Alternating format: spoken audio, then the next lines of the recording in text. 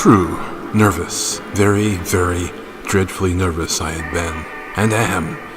But why will you say that I am mad? The disease had sharpened my senses, not destroyed, not dulled them. Above all was the sense of hearing acute. I heard all things in the heaven and in the earth, heard many things in hell. How then am I mad? Hearken and observe how healthily, how calmly I can tell you the whole story. It is impossible to say how first the idea entered my brain, but once conceived, it haunted me day and night. Object there was more. Passion there was none. I loved the old man. He had never wronged me. He had never given me insult. For his gold I had no desire. I think it was his eyes. Yes, it was this. He had the eye of a vulture. A pale blue eye with a film over it. Whenever it fell upon me, my blood ran cold. And so by degrees, very gradually, I made up my mind to take the life of the old man and thus rid myself of the eye forever.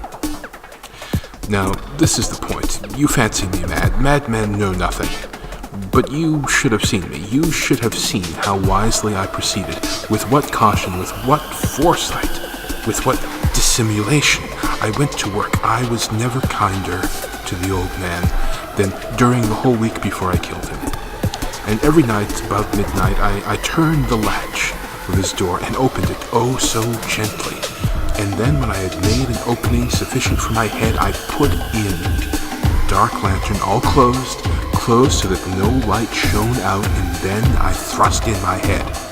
Oh, you would have laughed to see how cunningly I thrust it in. I moved it slowly, very, very slowly, so that I might not disturb the old man's sleep. It took me an hour to place my whole head within the opening, so far that I could see him as he lay upon his bed. Would a madman have been so wise as this? And then, when all my head was well in the room, I undid the lantern cautiously. Oh, so cautiously. Cautiously, for the hinges creaked. I undid it just so much that a single thin ray fell upon the vulture eye. And then I did for 7 long nights. Did this. Every night, just at midnight, but I found the eye always closed, and so it was impossible to do the work, for it was not the old man who vexed me, but his evil eye. And every morning when the day broke, I went boldly into the chamber and spoke courageously to him, calling him by name in a hearty tone, and inquiring how he had passed the night. So, you see, he would have been a very profound old man indeed, to suspect that every night, just at 12, I looked in upon him while he slept. Upon the 8th night, I was more than usually cautious in opening the door. I watched a minute, and watched the minute's hand move, and more quickly than did mine. Never before that night had I felt the extent of my own powers, of my sagacity. I could scarcely contain my feelings of triumph. To think that there I was, opening the door little by little, and he not even to dream of my secret deeds or thoughts. I fairly chuckled at the idea, and perhaps he heard me, for he moved on the bed suddenly as if startled. Now, you may think that I drew back, but no. His room was as black as pitch, with the thick darkness, for the shutters were closed fastened, through fear of robbers, and so I knew that he could not see the opening of the door, and I just pushed in, steadily. I had my head in, and was about to open the lantern when my thumb slipped upon the tin fastening, and the old man sprang up in bed, crying out, "Who's there?" I kept quiet and still, and said nothing. For a whole hour I did not move a muscle, and in the meantime I did not hear him lie down. He was still sitting up in the bed, listening, just as I have done, night after night, hearkening to the death watches in the wall. Presently I heard a slight groan, and I knew it was the groan of mortal terror. It was not a groan of pain or of grief, oh no. It was the low, stifled sound that arises from the bottom of the soul when overcharged with awe. I knew the sound well, many a night just at midnight, when all the world slept. It has welled up from my own bosom, deepening with its dreadful echo, the terrors that distracted me. I say I knew it well. I knew what the old man felt and pitied him, although I chuckled at heart. I knew that he had been lying awake ever since the first slight noise, when he had turned in the bed. His fears had been ever since growing upon him. He had been trying to fancy them causeless, but could not. He had been saying to himself, "It is nothing but the wind in the chimney. It is only a mouse crossing the floor," or "It is merely a cricket which has made a single chirp." Yes, he had been trying to comfort himself with these suppositions, but he had found all in vain, because death, in approaching him, had stalked with his black shadow before him and enveloped the victim. And it was the mournful influence of the unperceived shadow that caused him to feel, although he neither saw nor heard, to feel the presence of my head within the room. When I had waited a long time, very patiently, without hearing him lie down, I resolved to open a very, very little crevice in the lantern. So I opened it.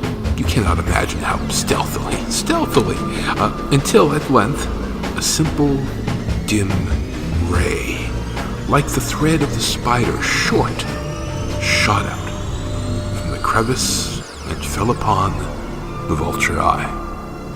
It was open, wide open, and I grew furious as I gazed upon it.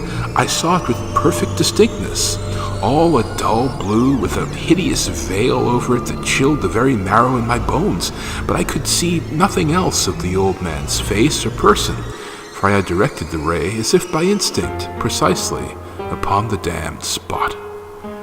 And have I not told you that what you mistake for madness is but over-acuteness of the sense?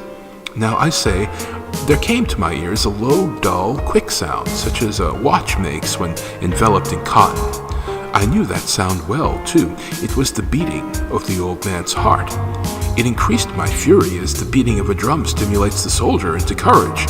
But even yet I refrained and kept still. I scarcely breathed. I held the lantern motionless. I tried how steadily I could maintain the ray upon the eye. Meantime, the hellish tattoo of the heart increased. It grew quicker and quicker and louder every instant. The old man's terror must have been extreme. It grew louder, I say, louder every moment. Do you mark me well? I have told you that I am nervous, so I am. Now, at the hour of the night, amid the dreadful silence of that old house, so strange a noise as this excited me to uncontrollable terror. Yet for some minutes longer I refrained and stood still, but the beating grew louder. I thought the heart must burst, and now a new anxiety seized me. The sound would be heard by a neighbor. The old man's hour had come. With a loud yell, I threw open the lantern and leaped into the room. He shrieked once, only once.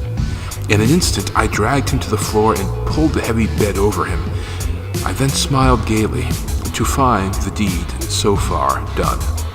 But for many minutes the heart beat on with a muffled sound.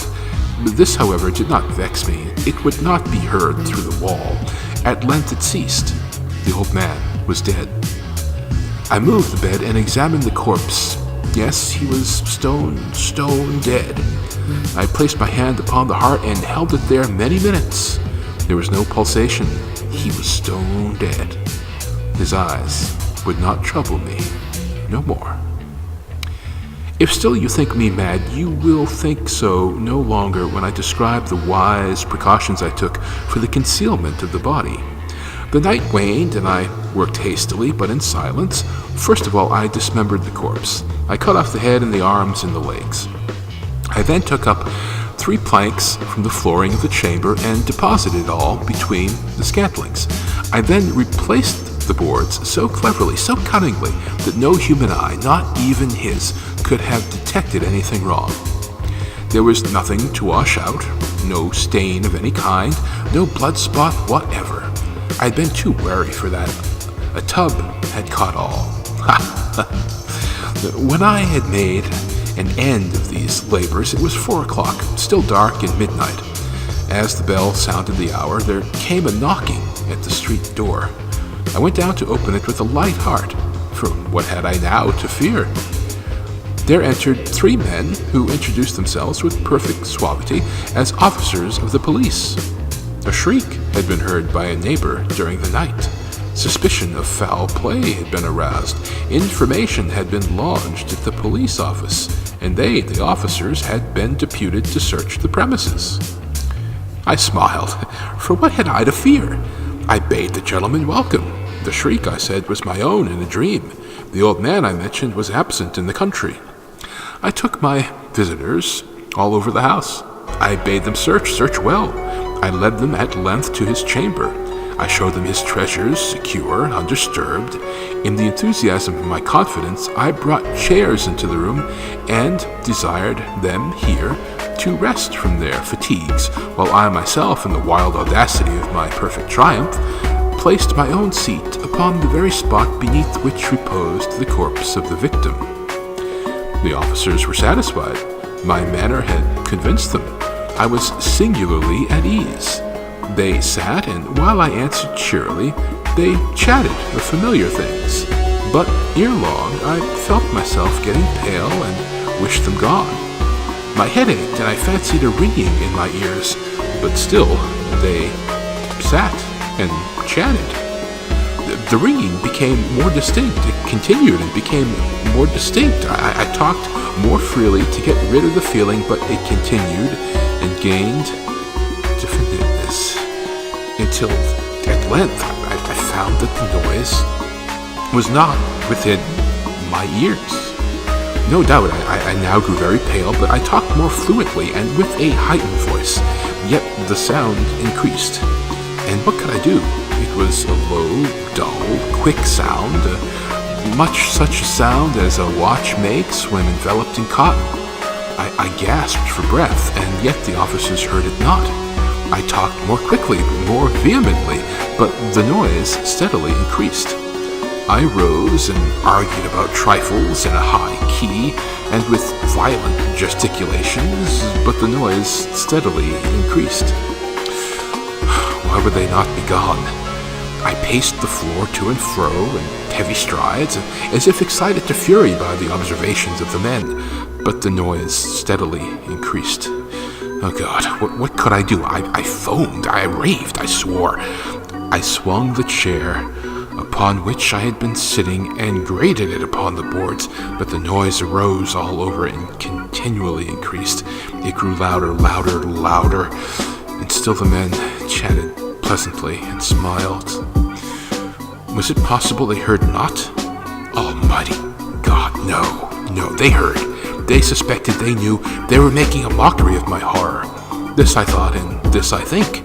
But anything was better than this agony. Anything was more tolerable than this derision. I could bear the hypocritical smiles no longer. I felt that I must scream or die. And now, again, hark! Louder. Villains, I shrieked. Dissemble no more. I admit the deed. Tear up the planks, here. This is the beating of the hideous heart.